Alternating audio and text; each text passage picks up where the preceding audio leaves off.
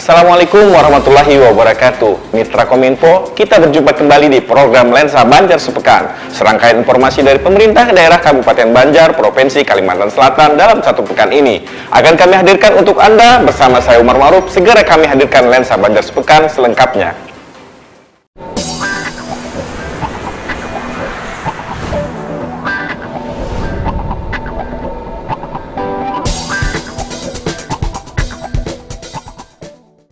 Mitra Kominfo, Bupati Banjar Haji Saidi Mansur membuka musyawarah rencana pembangunan atau Musrenbang RKPD tahun 2024 yang mengangkat tema peningkatan ekonomi kerakyatan yang tangguh, mandiri, dan berdaya saing.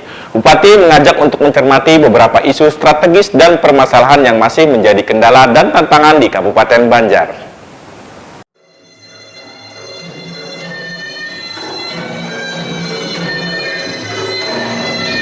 Mengusung tema peningkatan ekonomi kerakyatan yang tangguh, mandiri, dan berdaya saing, Musyawarah Rencana Pembangunan atau Musrenbang dalam rangka penyusunan Rencana Kerja Pemerintah Daerah atau RKPD tahun 2024 yang merupakan tahun ketiga dari Rencana Pembangunan Jangka Menengah Daerah atau RPJMD Kabupaten Banjar tahun 2021-2026. Demikian disampaikan Bupati Banjar Haji Saidi Mansur saat membuka Musrenbang RKPD tahun 2024 di Hotel Rodita Banjarbaru. Dikatakannya tahun 2024 merupakan momentum bagi pemerintah Kabupaten Banjar untuk mengejar ketertinggalan dari terhambatnya sektor ekonomi dan sektor lainnya akibat dampak pandemi virus COVID-19 serta dampak krisis ekonomi global. Bupati menambahkan 5 hal yang dapat dijadikan dasar dalam penentuan program dan kegiatan, diantaranya meningkatkan pembangunan ekonomi inklusif yang mampu mendorong pada pertumbuhan ekonomi makro dan kesejahteraan masyarakat. Selain itu, meningkatkan pembangunan infrastruktur dan kewilayahan dalam upaya mendorong pertumbuhan ekonomi, pemenuhan pelayanan dasar dan pengelolaan lingkungan hidup, serta penguatan karakter agamis dan kehidupan masyarakat yang demokratis.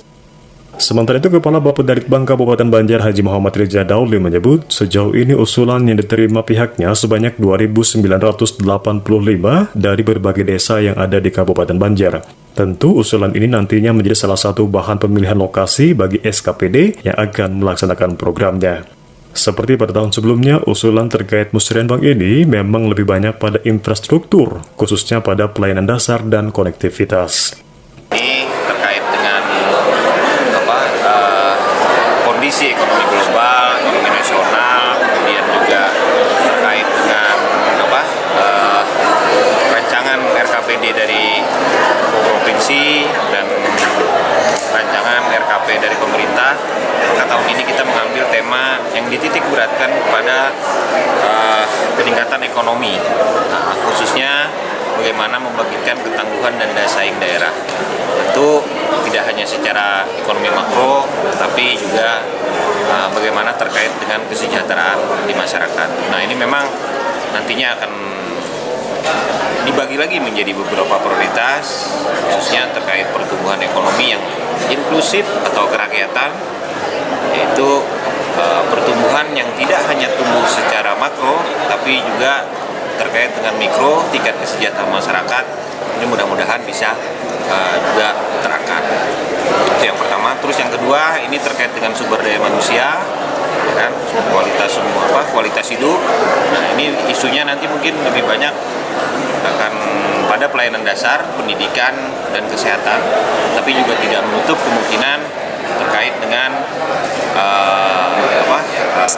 ketahanan pangan. Nah, ketahanan pangan ini juga salah satu bagaimana kualitas hidup masyarakat kita bisa lebih baik. Kemudian yang ketiga, ini terkait infrastruktur. Sudah barang tentu infrastruktur ini diharapkan bisa memenuhi pelayanan dasar juga bagaimana mendongkrak pertumbuhan ekonomi yang inklusif tadi. Terus yang keempat, tidak lepas dari tema terkait dengan tata kelola pemerintahan. Itu kita berharap bagaimana pemerintahan ini bisa lebih melayani pada masyarakat melalui sistem pelayanan publik. Dan yang terakhir, ini kelima, itu tentu bagaimana penguatan karakter agamis yang tidak hanya dalam bentuk simbol, tapi bagaimana terkait dengan budi pekerti dan akhlakul karimah yang kemungkinan bisa kita integrasikan dalam sektor pendidikan. Secara detail rinci saya lupa, tapi kurang lebih ada 2.600. Ini dari Musrenbang. Ini usulan dari desa-desa pada musrenbang kecamatan. Tentu nanti ini menjadi salah satu bahan pemilihan lokasi ya, bagi SKPD yang akan melaksanakan program. Dan seperti tahun-tahun yang lalu, usulan terkait dengan musrenbang ini memang lebih banyak pada infrastruktur, khususnya terkait dengan pelayanan dasar dan konektivitas. Pembukaan musrenbang ditandai dengan pemukulan gong oleh Bupati Banjar, didampingi wakilnya Habib Idrus Al-Habsyi dan Kepala Bapedalitbang Kabupaten Banjar Haji Muhammad Rija Dauli, yang disaksikan Porkopimda serta sejumlah undangan. Dalam kesempatan tersebut juga diserahkan buku profil pencapaian pembangunan 2022 dan penganugerahan penilaian evaluasi kinerja perangkat daerah 2022. Untuk kategori badan atau dinas, diraih Bapedalitbang, Disdukcapil, dan Inspektorat. Sedangkan kategori kecamatan diraih Tatah Makmur, Beruntung Baru, dan Astambul. Hendra Zidan, Suara Banjar, melaporkan.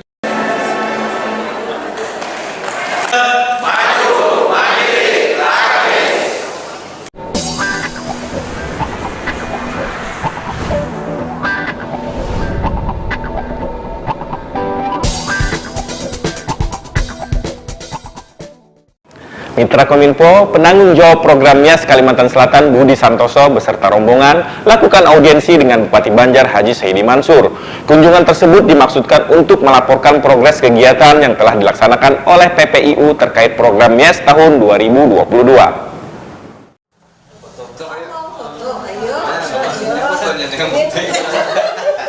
Penanggung jawab program Youth Entrepreneurship and Employment Support Service Program atau YES, Kalimantan Selatan Budi Santoso beserta rombongan melakukan audiensi dengan Bupati Banjar Haji Saidi Mansur di Malige Sultan Adam Lantai 1 Martapura. Budi Santoso mengatakan, kunjungan tersebut dimaksudkan untuk melaporkan progres kegiatan yang telah dilaksanakan oleh Provincial Project Information Unit terkait program YES tahun 2022. Bupati Banjar menyambut baik atas audiensi yang dilakukan. Beliau berharap program YES dapat berjalan dengan baik dan dapat mencapai target yang telah ditetapkan dengan tujuan mencetak petani dan wirausahaan milenial yang maju mandiri dan modern serta berdaya saing tinggi. Tujuan audiensi kali ini intinya kami melaporkan progres kegiatan yang telah dilaksanakan oleh PPIU Kalimantan Selatan dan dari DIT terkait pelaksanaan program YES tahun 2022 seperti itu. Tadi yang disampaikan terkait pelaksanaan program YES tersebut yaitu meliputi jumlah petani milenial kita yang diintervensi dari program YES ini tadi berjumlah 3.400 seperti itu, dan total investasi yang telah diberikan terkait pelatihan itu sekitar 5 miliar, dan juga untuk hibah kompetitif ini sekitar 5 miliar juga.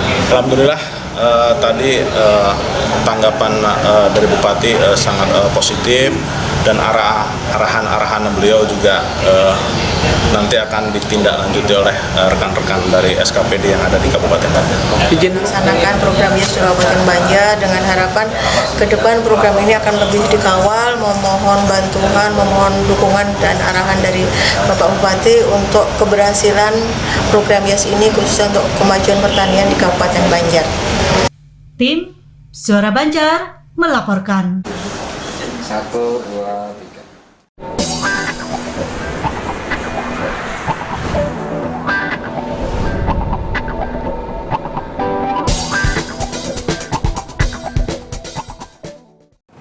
Mitra Kominfo, Wakil Bupati Banjar Habib Idrus Al-Habsyi membuka Pasar Wadai Ramadan 1444 Hijriah yang digelar Dinas Kebudayaan, Kepemudaan, Olahraga, dan Pariwisata Kabupaten Banjar. Stand Pasar Wadai Ramadan tahun ini diisi sebanyak 40 pedagang.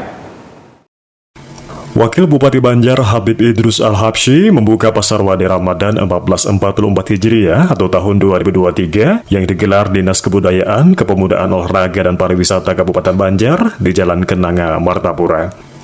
Wakil Bupati menyambut gembira atas kembali dilaksanakannya Pasar Wadai Ramadan. Ia pun mengharapkan event tahunan ini dapat menggerakkan perekonomian masyarakat, terutama bagi pelaku usaha kecil, dan menjadi sarana untuk memperkenalkan produk kuliner khas dari Kabupaten Banjar. Tidak lupa, ia pun juga mengimbau kepada para pedagang agar memperhatikan kualitas bahan produknya, menjaga ketertiban, serta kebersihan lingkungan di sekitar tempat berjualan. Waalaikumsalam. Ini kita membuka pasar wadai Ramadan. Mudah-mudahan berkah, mudah-mudahan seluruh pedagang laris manis. Mudah-mudahan kita doakan juga dengan adanya pasar Ramadan ini melestarikan kuliner kita dan memperkenalkan masyarakat apa jenis wadai, macam-macam jenis yang kita lihat ini, ada peta, ada kekicak, ada pepare, ada bingka, macam-macam jenis. Mudah-mudahan masyarakat dengan adanya pasar Ramadan, pasar wadai Ramadan, mudah-mudahan masyarakat proses belanja, dan ini sangat memudahkan, terutama rata-rata para belanja pakai sepeda motor, terus turun, yang bini turun, yang laki tetap di sepeda motor langsung naik, jadi langsung menuju pasar. Mudah-mudahan dengan ini pasar wadai kita mudah-mudahan laris manis, mudah-mudahan berkah, mudah-mudahan payu bertahan, kita doakan. Doa sama perintah Kabupaten Banjar mengucapkan selamat menunaikan ibadah puasa, mudah-mudahan ibadah puasa kita diterima oleh Allah Subhanahu wa Ta'ala. Sementara itu, Kepala Disbud Parapar Kabupaten Banjar Haris Rifani mengatakan, peserta Pasar Wadai Ramadan tahun ini berjumlah 40 pedagang, terdiri dari pedagang binaan PD Pasar Bontong Batua, pelaku usaha kecil menengah binaan Dinas Koperasi Usaha Mikro Perindustrian dan Perdagangan, serta pelaku ekonomi kreatif binaan Disbud Parapar Kabupaten Banjar. Haris juga menambahkan, tujuan digelarnya event ini adalah untuk mendukung visi kelima Bupati dan Wakil Bupati, khususnya pada sasaran berkembangnya budaya Banjar atau religius yang mencerminkan karakter dan juga kepribadian luhur masyarakat Banjar. Khairin Fuad, Suara Banjar, melaporkan.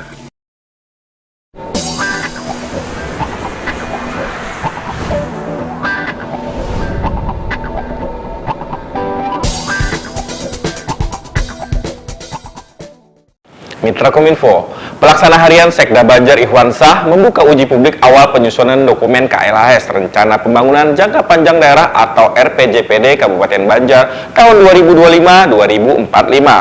KLHS ini bertujuan untuk memastikan prinsip pembangunan berkelanjutan menjadi dasar sejalan dengan pembangunan suatu wilayah sesuai kebijakan rencana dan program agar lingkungan terjaga dengan baik.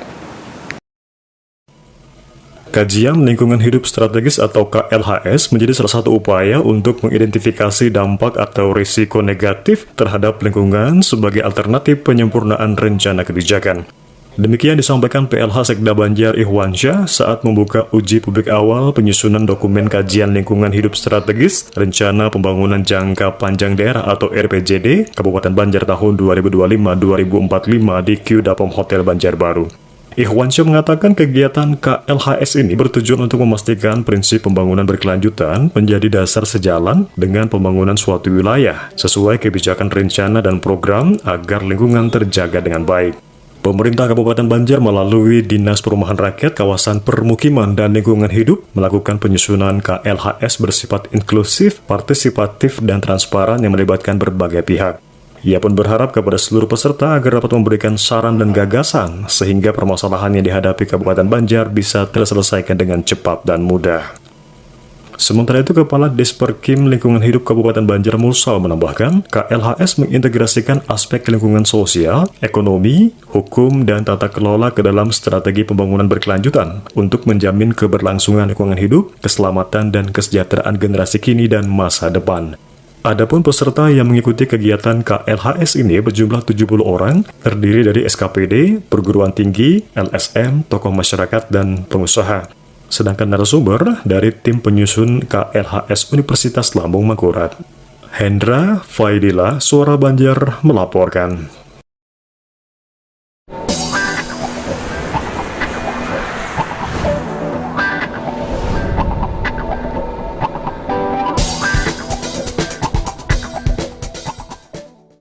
Mitra Kominfo, Pasar Murah Ramadan pemerintah Kabupaten Banjar digelar di halaman gedung Dekranasda Kabupaten Banjar, Martapura.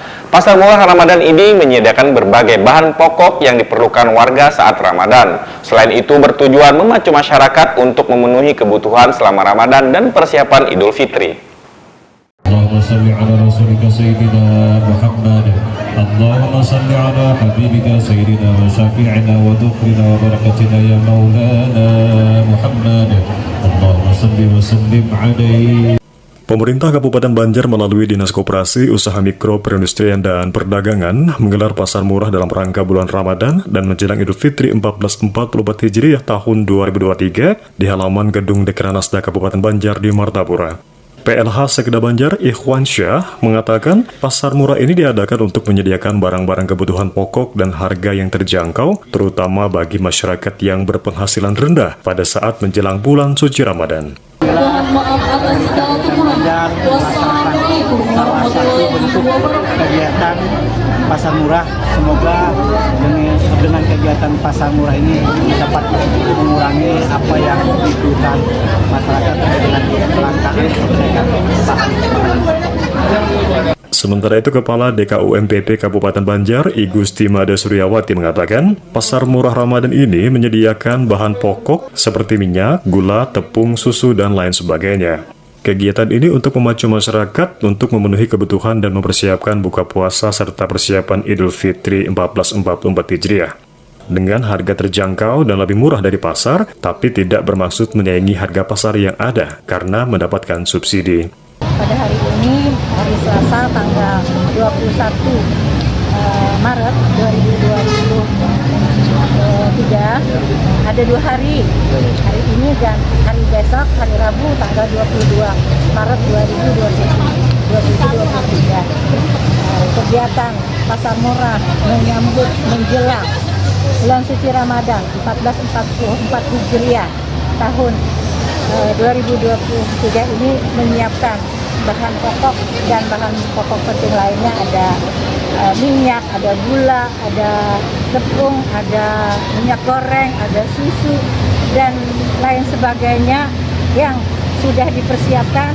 Alhamdulillah hari ini yang berpartisipasi pada pasar murah ini, terima kasih dan apresiasi kepada Ketua Tim Bergerak PKK Kabupaten Banjar, Ketua Dekranasda Kabupaten Banjar, Ketua GOW Kabupaten Banjar, Dharma Wanita Persatuan Kabupaten Banjar, Ketua Bayangkari Kabupaten Banjar, Ketua Persib Kapita Chandra Kirana Kabupaten Banjar, ada dari pelaku UMKM, ada dari APJI, DKN, inklusif, serta pelaku-pelaku usaha yang ada di Kabupaten Banjar. Kegiatan ini untuk membantu masyarakat untuk memenuhi kebutuhan, mempersiapkan buka puasa dan persiapan Hari Raya Idul Fitri dengan harga terjangkau, harga barangkali lebih murah dari pasar, tapi bukan maksudnya menyaingi pasar yang ada.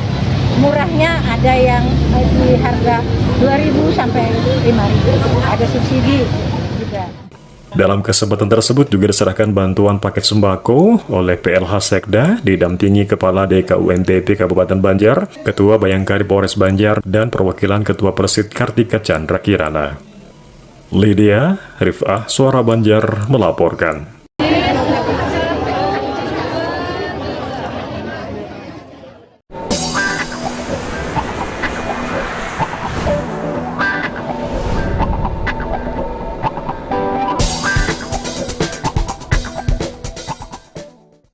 Mitra Kominfo, Kementerian Dalam Negeri menggelar rapat koordinasi pembahasan langkah konkret pengendalian inflasi di daerah tahun 2023. Rakor ini diikuti pemerintah daerah, baik provinsi dan kabupaten kota seluruh Indonesia.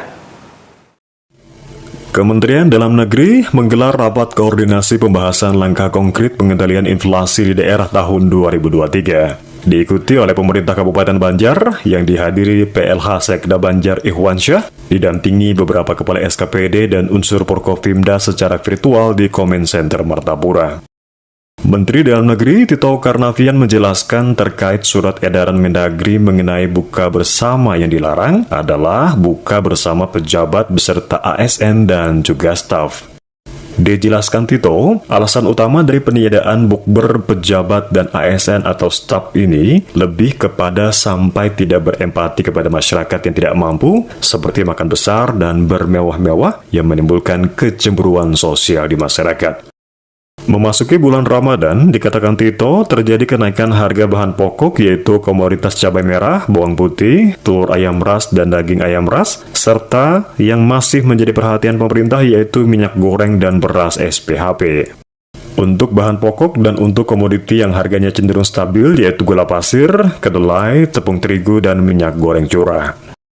Adapun narasumber dari rakor ini diantaranya dari bidang statistik, distribusi, dan jasa, Fuji Ismartini yang menyampaikan perkembangan harga memasuki bulan Ramadan, serta PLT Sekretaris Utama Badan Pangan Nasional Saro Edi terkait ketersediaan dan stabilitas pangan pada masa HBKN Puasa dan Idul Fitri 2023. Wahyu, Rifah Suara Banjar melaporkan.